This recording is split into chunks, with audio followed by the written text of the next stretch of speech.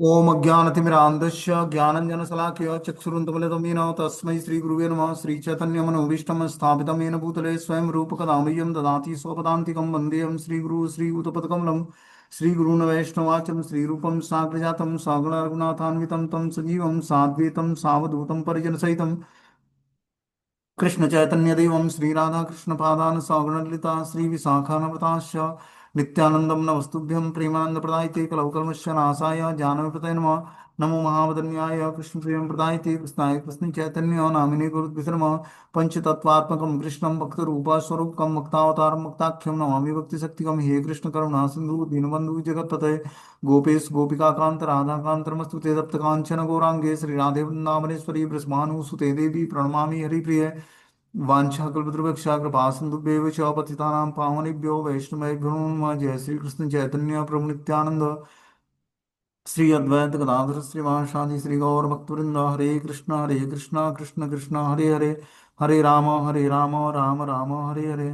तो आज हम लोग को इसमें शिक्षाष्टकम के दूसरे श्लोक पर चर्चा करनी है। इसमें क्वेश्चन है कि क्या कारण है कि हमें श्री कृष्ण के नाम जप में तनिक भी रुचि नहीं होती और न ही जप के साथ परिणाम प्राप्त होते हैं। कल हमने बताया था कि जब हम जपा करते हैं ध्यान पूर्वक तो हमें 7 परिणाम मिलते हैं उसके जप के, मतलब 7 प्रॉफिट मिलता है।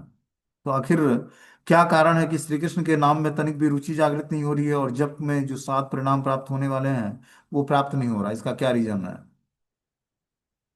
देखो 99% भक्ति हमारी जपा पे डिपेंड करती है। जितना ही हमारा जपा की क्वालिटी अच्छी होगी उतना ही हम भक्ति में एडवांसमेंट कर पाएंगे।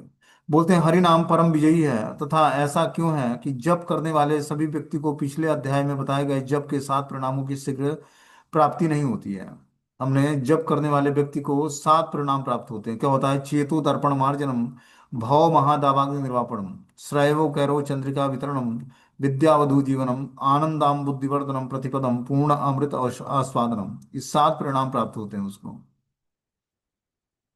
लेकिन क्या रीजन है कि जपा करने वाले व्यक्ति को ये सातों परिणाम शीघ्र ही प्राप्त नहीं हो पाते हैं? श्री चैतन्य महाप्रभु इसके कारण की व्याख्या शिक्षाष्टकम के दूसरे श्लोक में करते हैं।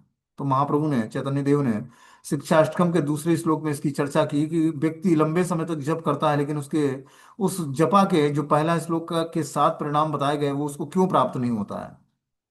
ठीक है ना? तो बता रहा है कि नामनाकारी बहुधा निज सर्वशक्ति तत्र पिता नियमिते स्मरणेन काले एतादृशी तव कृपा भगवन् नमामि दुर्देव मीदृशी मिहा जानी नानुरागो। हे भगवान, आपके पवित्र नाम में जीव के लिए समस्त सौभाग्य संचित है। इसलिए आपके कई नाम हैं यथा कृष्ण और गोविंद, जिनके द्वारा आप अपना विस्तार करते हैं।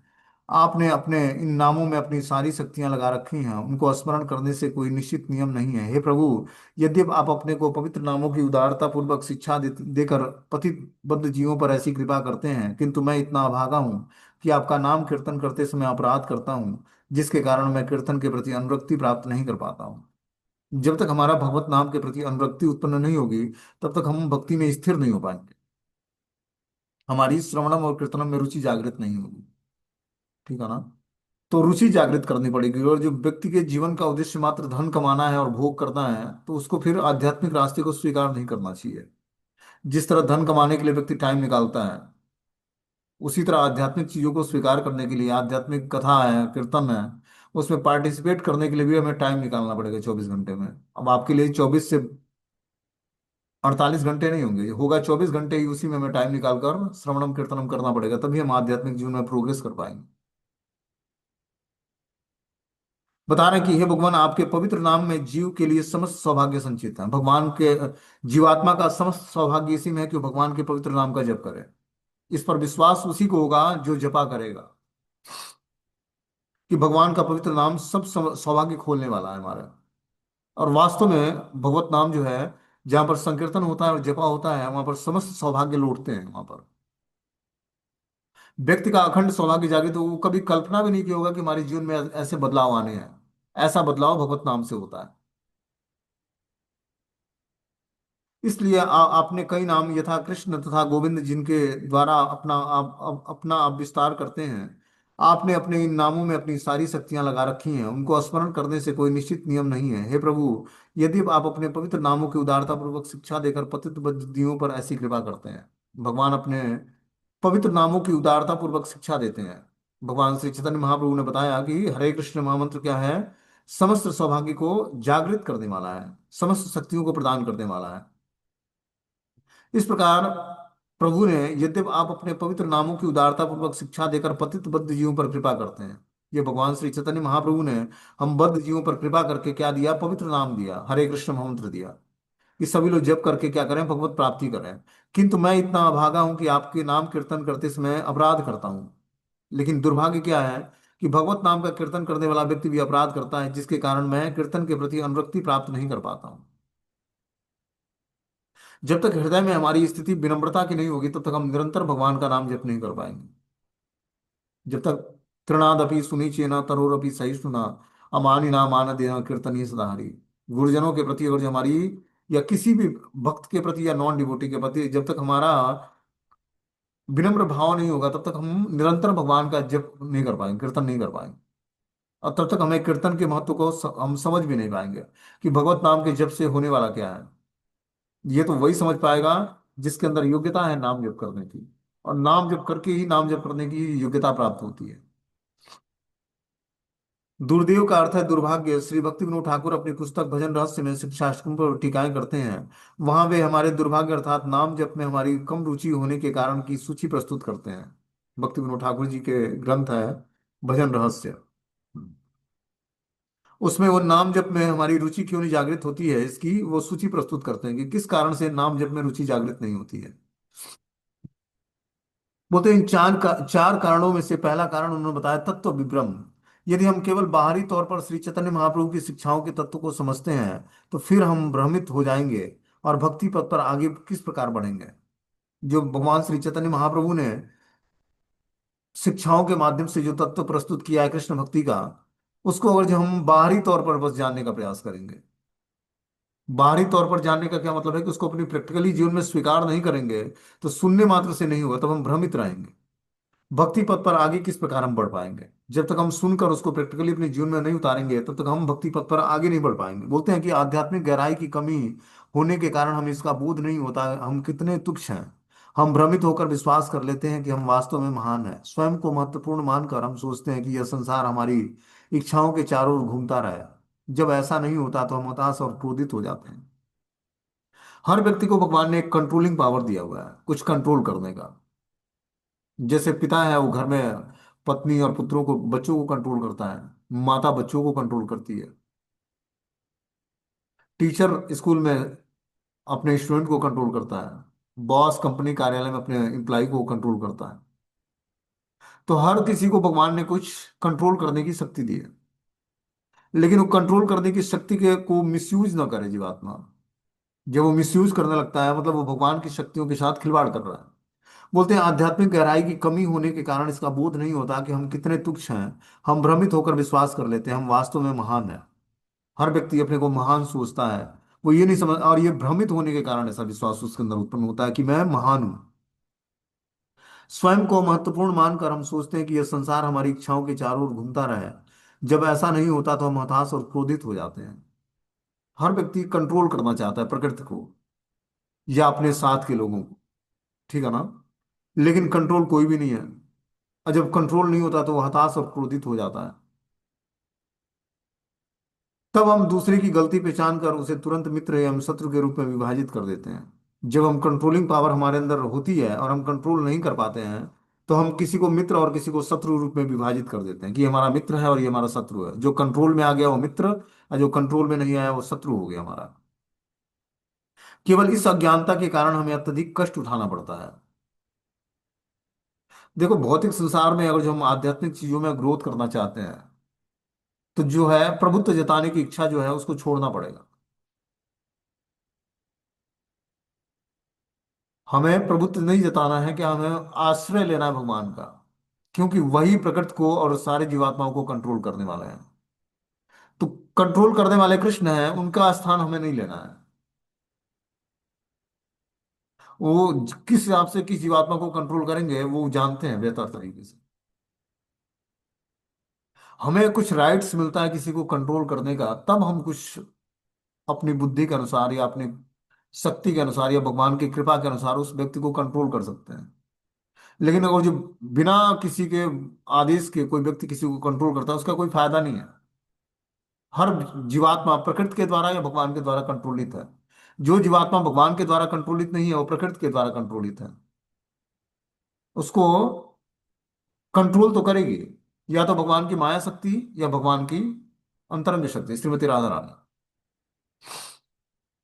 और उसको भगवान के संरक्षण में रहना ही रहना पड़ेगा। या तो बाह्य शक्तियों का सहारा लेता है या अंतरंग शक्तियों का। वही यहाँ पर बता रहे हैं कि हम भ्रमित होकर विश्वास कर लेते हैं कि हम वास्तव में महान हैं। स्वयं को महत्वपूर्ण मानकर हम सोचते हैं कि यह संसार हमारी इच्छाओं के चारों ओर घूमता रहे। जब ऐसा नहीं होता तो हम हताश और क्रोधित हो जाते हैं। तब हम दूसरों की गलती पहचान कर उन्हें तुरंत मित्र और शत्रु के रूप में विभाजित कर देते हैं। केवल इस अज्ञान के कारण हमें अत्यधिक कष्ट उठाना पड़ता है। तो व्यक्ति कैटेगराइज कर लेता है, ये हमारा मित्र है और ये हमारा शत्रु है। जो अपने फेवरेबल है वो मित्र है, जो अनफेवरेबल है वो शत्रु है। और भगवान बताते हैं कि सम्मोहम सर्वभूतेषु,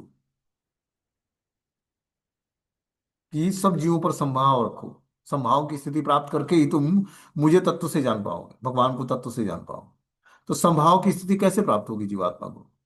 जब वो कंट्रोलिंग भाव से ऊपर उठेगा कि मैं सुप्रीम कंट्रोलर कृष्ण है, उनका स्थान नहीं लेना है हमें। हम खुद ही अभी कंट्रोल में हैं प्रकृति के द्वारा या भगवान के द्वारा। तो अपने को हम कंट्रोलर क्यों समझे? हमारी चेतना का अहंकार में बच जाना इस बात का प्रमाण है कि हम में आत्मज्ञान की कमी है। हम यह नहीं समझ पाते कि हम कृष्ण के नित्य दास हैं और हमारा उनसे यह संबंध नहीं बदला जा सकता। हम उनके दास ही हैं। कृष्ण के नित्य दास होने का अर्थ है कि हमारा उनके साथ नित्य संबंध है। ऐसा होते हुए भी हमने उनसे अपना मुख मोड़ लिया है और हम स्वयं को इस स्वाभाविक संबंध से पृथक करने का प्रयत्न कर रहे हैं। इसके कारण हमें खालीपन का अनुभव हो रहा है एवं हम असहाय रूप से अकेलापन का कष्ट उठा रहे हैं। जब जीवात्मा के अंदर कंट्रोलिंग करने की भावना आती है तो कोई उसका सुनता नहीं है, उसको स्वीकार नहीं करता है। और इस प्रकार वो अकेलापन फील करता है अपने को। समझ रहे बात को? बोलते हैं कि कृष्ण के नित्य दास होने का अर्थ है कि हमारा उनके साथ नित्य संबंध है। ऐसा होते हुए भी हमने उनसे अपना मुख मोड़ लिया है। कि जब हम भगवान जीवात्मा भगवान से मुख मोड़कर और स्वयं भगवान का स्थान लेना चाहता है, कि वो कंट्रोलर बनना चाहता है, कि मैं सबको कंट्रोल करूंगा। इस कारण से वो जीवात्मा बद्ध अवस्था में हो जाता है। जब व्यक्ति भगवान का स्थान लेना चाहेगा, जबकि वो है दास उनका, उनकी दासता स्वीकार न करके उनका स्थान लेना चाहेगा। इसीलिए भगवान ने भौतिक संसार बनाया। हम भगवान के समान ही इंजॉयमेंट करने के लिए भगवान के धाम में थे, ठीक है ना? ये इच्छा जागृत हुई, भगवान के समान ही हमें इंजॉयमेंट करना है। लेकिन भगवान ने बोला कि तुम्हें इंजॉयमेंट करना है तो भौतिक संसार में जाओ, वहां सब कुछ सुविधाएं मिलेंगी।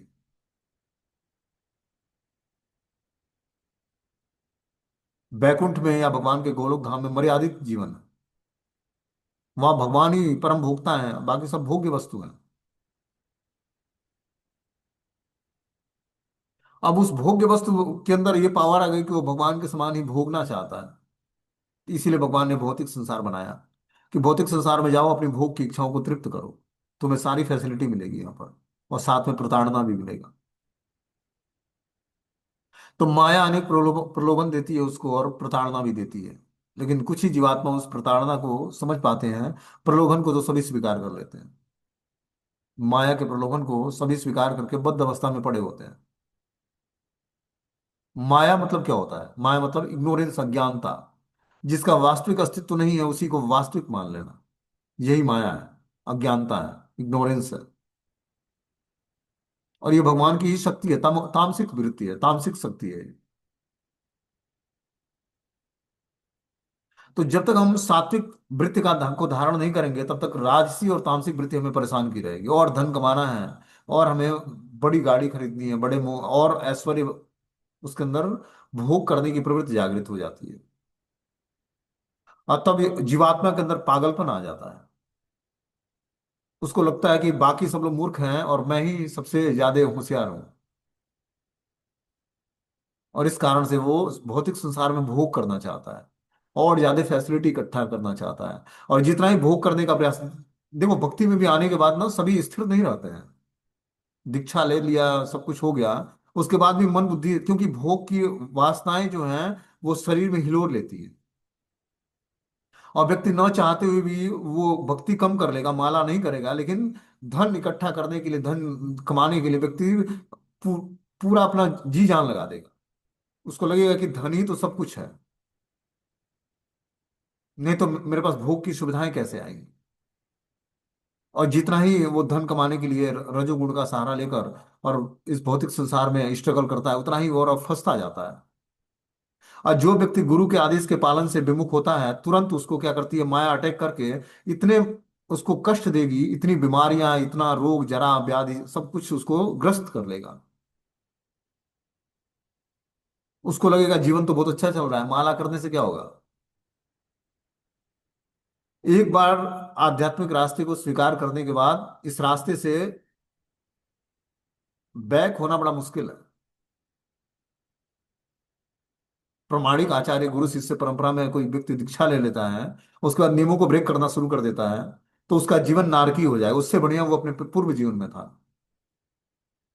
लेकिन अगर जो ऐसा करेगा तो बहुत ही उसकी कुछ ही दिनों में, शुरुआत में बहुत ही माया उसको क्या करेगी, प्रलोभन देगी। उसको अच्छा लगेगा कि ये लोग पागल हैं क्या, हमें फंसा दिया। क्यों? क्योंकि उसके उसके अंदर राजसी वृत्ति आ गई, रजोगुण आ गया। अब उसको लगता है कि धन कमाए बिना तो जीवन यापन होगा नहीं। तो धन कमाना भी आवश्यक है, ऐसा नहीं कि धन कमाना आवश्यक नहीं है। लेकिन कुछ टाइम जो 8 घंटे 9 घंटे कार्य करके जो धन मिल जाता है उससे सेटिस्फेक्शन होनी चाहिए। आपका एक आध्यात्मिक धर्म है, आत्मा का धर्म है। आप भक्ति करके अपने गुरु वर्ग को प्रसन्न करोगे तो उससे भगवत भगवत कृपा मिलेगी। गुरुजनों की अपनी भक्ति है, उनके भक्ति का स्टैंडर्ड तो हम प्राप्त ही नहीं कर सकते। उनकी अपनी भक्ति है, वो भगवान के करीब लोग हैं। अरे हम पर कृपा किया, इसके लिए हमें क्या क्या आभार व्यक्त करना चाहिए उनका। हमें लगता है कि हमें तो फंसा दिया, प्रभु जी ने फंसा दिया, हमारे गुरुदेव ने हमें फंसा दिया। उस समय तो बहुत ही तीव्र भक्ति करने की इच्छा जागृत होती है। जब हमें लगता है कि अब दीक्षा लेनी है, हमें अच्छे तरीके से नियमों का पालन करना है, हम बहुत ही उत्सुक होकर जाते हैं, सब कुछ करते भी हैं। फिर धीरे धीरे ढीले पड़ जाते हैं। अब जीवन का उद्देश्य लगता है धन कमाना है। देखो जब हमने आश्रय लेना शुरू कर दिया, गुरु का आश्रय लिया, भगवान का आश्रय लिया, नाम का आश्रय लिया, तो निश्चित रूप से ये प्रोटेक्ट करते हैं हमें। इस बात पर विश्वास करना बड़ा मुश्किल है जीवात्मा के लिए कि गुरु कृपा, नाम की कृपा और धाम की कृपा और जो है मंत्रों की कृपा कैसे कार्य करती है, कैसे जीवात्मा उसे प्रोटेक्ट होता है और उसकी सारी रिस्पॉन्सिबिलिटी भगवान अपने ऊपर ले लेते हैं। बस उसको भगवत नाम का जप, गुरु के आदेश से विमुख नहीं होना है। इसके लिए माया उसको प्रलोभन देगी कि सभी भौतिक संसार में धन कमा रहे हैं, तू क्यों अभी से माला फेरना शुरू कर दिया। तो उसको लगे बात तो सही बोल रहा है व्यक्ति। भौतिक संसार में एक एक उचित निर्णय देने वाले लोग मिल जाते हैं कि हम लोग भी तो हैं भौतिक संसार में। अरे अभी पूरी उम्र पड़ी है माला करने के लिए, अभी से माला के ऊपर, अभी दीक्षा लेने की क्या जरूरत है तुम्हें। अभी तो भोग करने की इच्छा होनी चाहिए, धन कमाना चाहिए। हम लोगों का भी तो जीवन है। हम लोग भक्ति नहीं करते हैं, हम लोग भी भक्ति करते हैं। अंदर अंदर चल रहा होता है, बाहर से काम करते हैं। ऐसे ऐसे तर्क देंगे कि आपको लगे वास्तविकता बता रहा है ये तो। अंदर तो हमारे भी नाम चलता है। मतलब वो सिद्ध, एक तो होता है शुद्ध भक्त। शुद्ध भक्त के हृदय में भगवान का स्मरण होता रहता है। और भौतिक संसार में सारे ही शुद्ध भक्त तो नहीं है, सिद्ध भक्त हैं। उनको बोलो कि माला पे नाम जप कर लो, कुछ फिक्स क्वांटिटी नहीं, नहीं प्रभु जी चलता है, अंदर अंदर चलता रहता है भगवान का नाम। भगवान ने गीता बुक में बोला है कर्म करो फल की चिंता मत करो। दो चार श्लोक खुद ही बता देंगे। तो ऐसे मूर्खों से जब हम उपदेश लेंगे तो गुरु का आदेश और गुरु का उपदेश अच्छा नहीं लगेगा।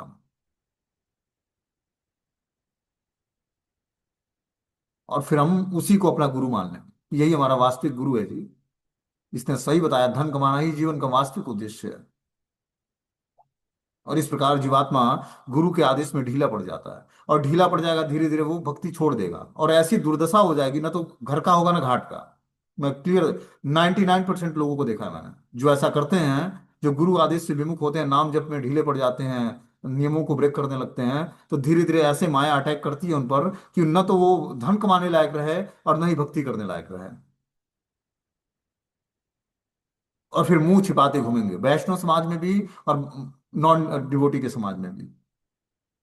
क्योंकि वो भी जो व्यक्ति उसको ज्ञान प्रदान करके भक्ति से दूर ले गया, वही व्यक्ति अब उसको प्रताड़ित करेगा।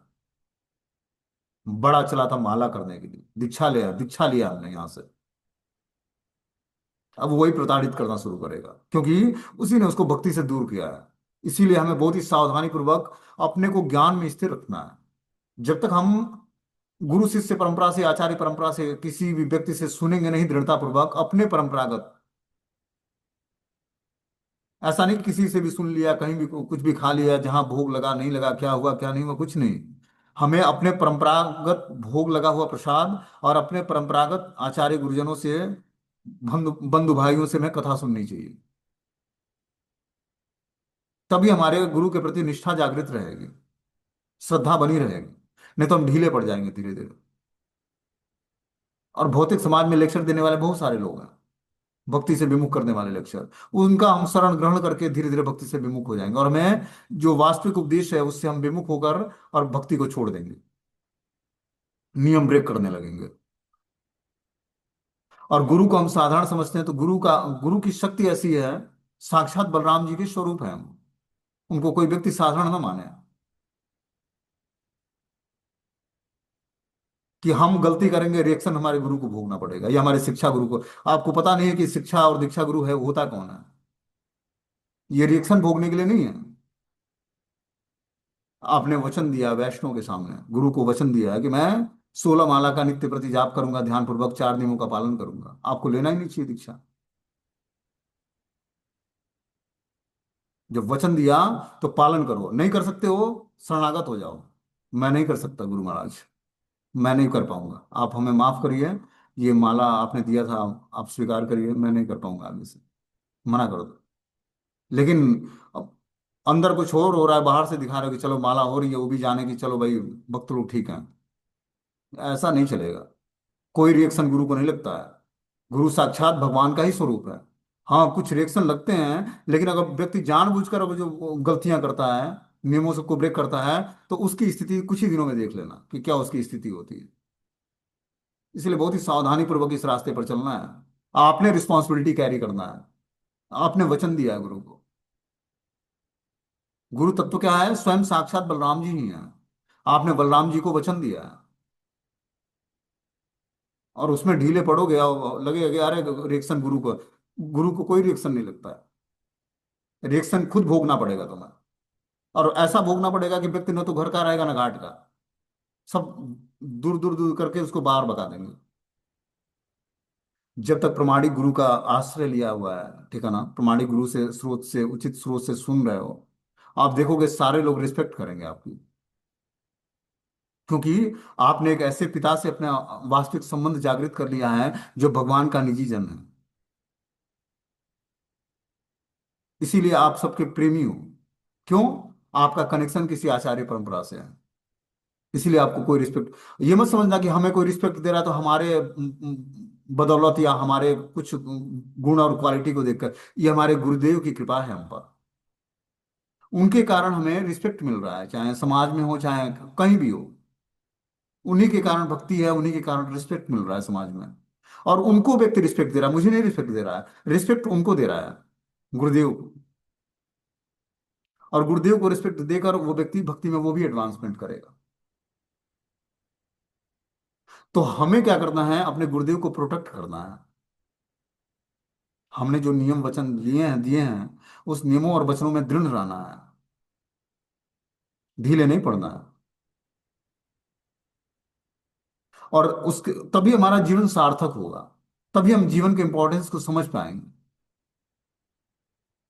और जिस चीजों के पीछे व्यक्ति, भौतिक लालसाओं के पीछे भगवान की भक्ति से सेक्रीफाइस कर लेता है, समझौता कर लेता है, ये बहुत ही घिनौना काम है। क्या आप भगवान कृष्ण या विष्णु को ना प्रसन्न करके, गुरु को ना प्रसन्न करके, आप सोचते हो कि मेरे पास लक्ष्मी टिक जाएगी? नहीं टिकेगी। जिस भौतिक चीजों को प्राप्त करने के लिए आपने गुरु के वचनों को तोड़ दिया, भगवान के नाम और पवित्र कथा को छोड़ दिया, तो व्यक्ति सुखी नहीं हो सकता है कभी जीवन में। उसका निकृष्ट जीवन निश्चित है। और ऐसे व्यक्ति के अपराध करने से गुरु के प्रति अपराध नहीं गुरु को अपराध नहीं लगेगा। गुरु एब्सोल्यूट प्लेटफॉर्म पर है, सत्यता के प्लेटफॉर्म पर 24 घंटे निरंतर अखंड भगवान श्री कृष्ण का चिंतन और निरंतर 24 घंटे भगवान की सेवा में लगा हुआ व्यक्ति को रिएक्शन कैसा लगना है? हमें अपने, आपने वचन दिया है, आपको दृढ़ बनना पड़ेगा उसमें।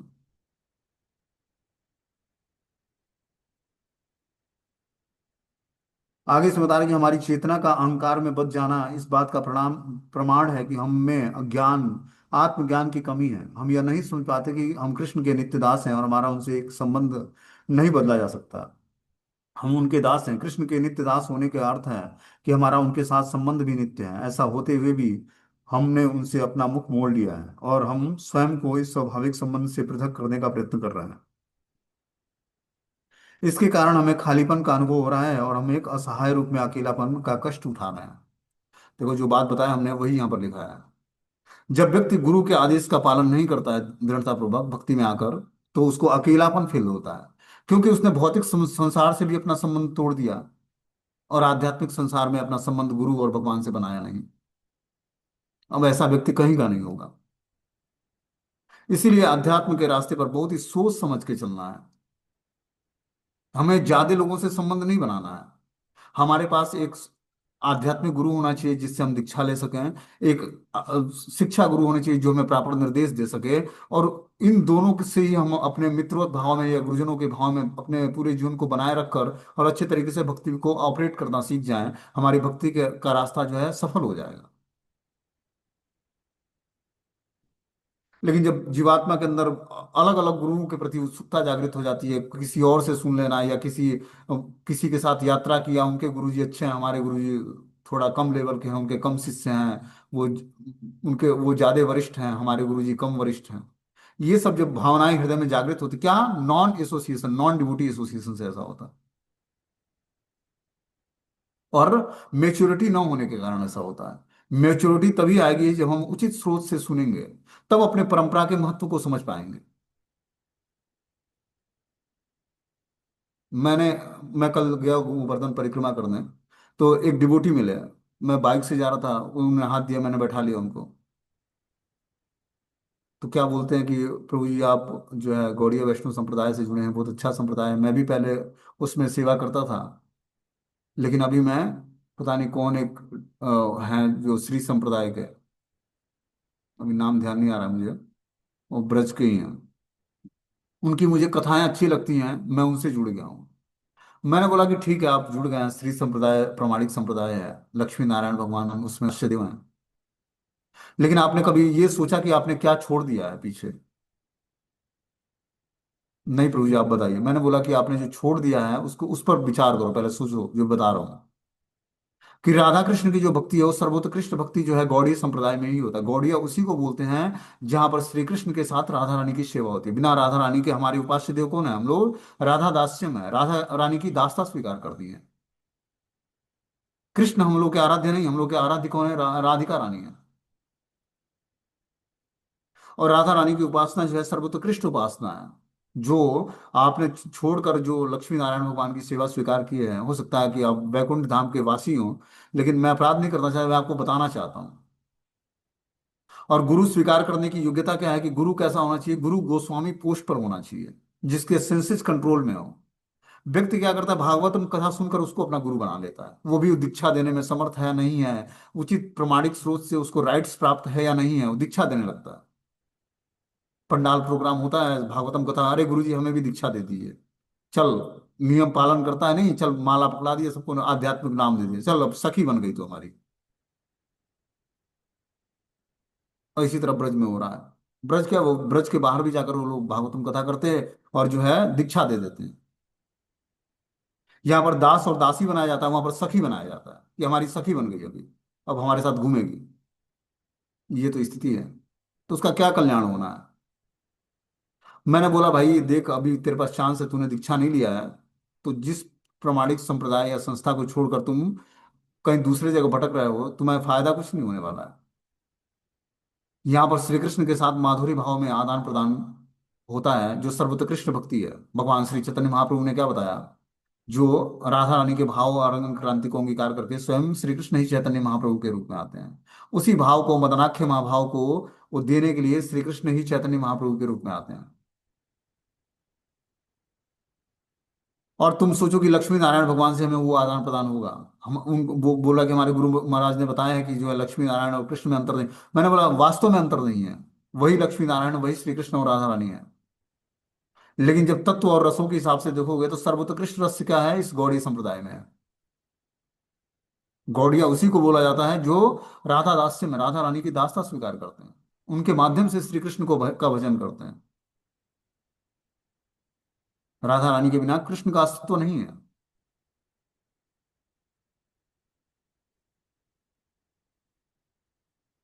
तो कुछ देर समझाया, उसके बाद उसको समझ तो आया, लेकिन अब वो ऐसे जटिलता के रूप से वो पकड़ लेते हैं किसी गुरु तत्व को कि वो छोड़ना नहीं चाहते हैं। व्यक्ति फेवरेबल अपने मन के हिसाब से गुरु बनाना चाहता है। तो मन के हिसाब से गुरु नहीं बनते हैं। गुरु क्या है? स्वयं साक्षात भगवान का रिप्रेजेंटेटिव है। वो उसकी पहली योग्यता होनी चाहिए कि वो गोस्वामी होना चाहिए, मतलब उसके सेंसेस कंट्रोल में होने चाहिए। छह वेगों के द्वारा वो प्रताड़ित नहीं होना चाहिए। वाचो वेगम, मनसा क्रोध वेगम, जिह्वा वेगम, उदर उपस्थ वेगम, इतान वेगान विषय तु धीरा, शिष्य तो ये श्लोक ध्यान नहीं आ रहा है, श्रील रूप गोस्वामी उपदेशामृत में बताते हैं कि जिसके छह वेग कंट्रोल हैं, वाचो वेगम, मनसा क्रोध वेगम। वाचो वेगम मतलब वाणी का वेग, मनसा मन का वेग, क्रोध वेगम क्रोध का वेग,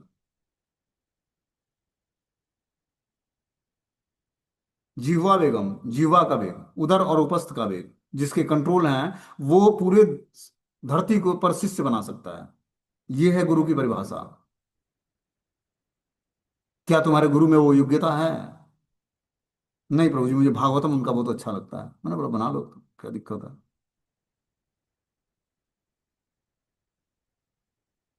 अच्छा, सॉन्ग्स गा लेना, अच्छे तरीके से लेक्चर को प्रस्तुत कर लेना, ये गुरु का क्वालिफिकेशन नहीं है। गुरु का क्वालिफिकेशन रूप गोस्वामी बताते हैं उपदेशामृत में। वो क्वालिफिकेशन है तब वो गुरु, तब उससे हम दीक्षा लेने के हमारे अंदर उसके अंदर योग्यता है, वो दीक्षा दे सकता है। और आचार्य शिष्य परंपरा के द्वारा उसको प्रतिष्ठित किया गया गुरु के पोस्ट पर, वो दीक्षा देगा। ये नहीं मुझे बोलने की कला आ गई, अच्छा गाने की कला आ गई, तो मैं अब आध्यात्मिक गुरु हो गया, ऐसा नहीं है। मैं अपने गुरु का दास हूँ, उनको मैं रिप्रेजेंट कर रहा हूँ, उनकी कृपा से कुछ बोल पा रहा हूँ। मेरे अपने अपने अंदर कोई योग्यता नहीं है, ये उनकी कृपा बोलवा रही है मुझसे। जब तक इस भाव में व्यक्ति प्रचार नहीं करेगा, तब तक कोई भक्त नहीं बनेगा। लोग भीड़ देख कर चले जाते हैं, चलो यहाँ भीड़ हो रही है, चलो लाइन लगाते हैं। बड़े महात्मा हैं, लाइन लगना बंद हुआ, महात्मा फ्लॉप होगा। तो हमें क्या करना पड़ेगा? प्रमाणिक स्रोत जो हमें मिला है, गुरु शिष्य परंपरा, उसके महत्व को समझना पड़ेगा कि कितने उत्कृष्ट संप्रदाय में हम लोग जुड़े हुए हैं। ऐसी फिलॉसफी, ऐसा सिद्धांत जो गौड़ी वैष्णव सिद्धांत है, वैसा सिद्धांत और फिलॉसफी किसी और संप्रदाय में नहीं। और जो रसों की उपासना है, सर्वोत्कृष्ट रस है, ब्रज रस। इस बात को जो समझ जाएगा, वो पूरे जीवन पर कहीं मात नहीं खाएगा, और भगवान का हमेशा थैंक्सफुल रहेगा। भगवान को हृदय से धन्यवाद देगा, भगवान आपने हम पर बहुत ही कृपा किया, जो ऐसे प्रमाणिक स्रोत में, प्रमाणिक आचार्य शिष्य परंपरा में हमें दीक्षा दिलाया। आगे इसमें बताना कि स्वयं में अनभिज्ञ होने के साथ साथ हम कृष्ण से भी अनभिज्ञ हैं। न ही हम गहराई से शास्त्रों में बताई गई साधना प्रक्रिया को समझते हैं। हाँ, हम हरे कृष्ण हम तो जपते हैं, किंतु इस अभ्यास के प्रति हमारी समझ और समर्पण कितनी गहन है, और हम यह भी स्पष्ट रूप से नहीं समझ पाते कि हमारी भक्ति में सेवा के लिए क्या अनुकूल और क्या प्रतिकूल है। अधिकतर हम वही करते हैं जिससे हमारी भक्ति में रुकावटें आती हैं। प्रायः हम हमारी भक्ति के लिए सहायक कार्य करने से चूक जाते हैं। जब तक हम अपने गुरु शिष्य परंपरा में सुनेंगे नहीं, तब तक बता रहे हैं कि स्वयं से अनभिज्ञ होने के कारण हम कृष्ण से भी अनभिज्ञ हैं। उनको भी हम समझ, अपने को नहीं समझ पाए तो भगवान को कैसे समझोगे? पहले अपने को समझना पड़ेगा कि मैं भगवान का नित्य दास हूं, तभी तो हम स्वामी की दासता स्वीकार करेंगे। तभी तो हम स्वामी को जान पाएंगे। जब व्यक्ति अपने को दास ही नहीं मानेगा तो अगले को स्वामी कैसे मानेगा। न ही हम गहराई से शास्त्रों के में बताई गई साधना प्रक्रिया को समझते हैं। जब तक व्यक्ति शास्त्रों में बताई हुई साधना प्रक्रिया को गहराई से नहीं समझेगा, तब तक वो हरे कृष्ण मंत्र उसका मैकेनिकली जप होगा। इसीलिए श्रवणम पहला मेथड बताया गया आध्यात्मिक जीवन में। प्रहलाद महाराज ने बताया, श्रवणम कीर्तनम विष्णु स्मरणम पाद सेवनम अर्चनम वंदनम दास्यम साख्यम आत्मनिवेदनम। कि पहले श्रवणम करो, पहले उचित स्रोत से सुनो पहले, फिर जाकर कीर्तनम होगा। उस तरह मैकेनिकली होगा, कृत्रिम रूप से होगा। वही शब्द ब्रह्म मैकेनिकल हो गया, मतलब बनावटी हो गया। लेकिन जब आप उचित स्रोत से सुनते हो, कृपा की याचना करते हो, तब जो जपा होता है वो हृदय से होता है। वो जपा जो है भगवान को ऑफरिंग होता है। बोलते हैं कि हाँ, हम हरे कृष्ण मंत्र तो जपते हैं, किंतु इस अभ्यास के प्रति हमारी समझ और समर्पण कितनी गहन है। और हम यह भी स्पष्ट रूप से नहीं समझ पाते कि हमारी भक्ति में सेवा के लिए क्या अनुकूल और क्या प्रतिकूल है। जब तक हम उचित स्रोत से सुनकर और प्रमाणिकता के अनुसार उस ज्ञान को सीखेंगे नहीं, ज्ञान में स्थिर नहीं रहेंगे, तब तक हम अनुकूलस्य संकल्पम प्रतिकूलस्य वर्जनम, ये हमारे अंदर क्वालिटी कभी नहीं डेवलप होगी कि हमें क्या अनुकूल है, क्या फेवरेबल है और क्या अनफेवरेबल है जी हमारे लिए। बता रहे हैं, हम यह अभी स्पष्ट रूप से नहीं समझ पाते कि हमारी भक्ति में सेवा के लिए क्या अनुकूल और क्या प्रतिकूल है। अधिकतर हम वही करते हैं जिससे हमारी भक्ति में रुकावटें आती हैं।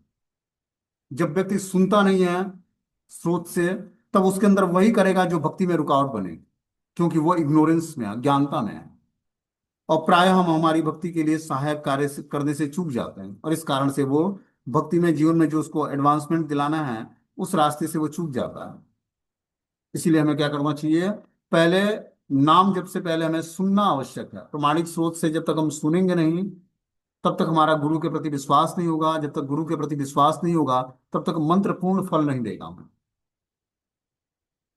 लंबे समय तक जाप करते रहेंगे, लेकिन गुरु में डाउट रहेगा हमें, पता नहीं प्रमाणिक है नहीं है, दीक्षा तो ले लिया, क्या होने वाला है, तो वो पूर्ण फल नहीं देगा हमें। उनके प्रति धीरे धीरे विश्वास हमारा कम हो जाएगा। इसलिए बहुत ही आवश्यक है, जो बात बताएगा उसको दोबारा सुनकर उसको मनन करना चाहिए, उसको स्वीकार करना पड़ेगा। तभी हमारा विश्वास बना रहेगा अपने गुरुजनों पर, गुरु परंपरा पर। और फिर हम अच्छे तरीके से भगवत नाम का जप कर पाएंगे। हम टाइम इन्वेस्ट तो कर रहे हैं,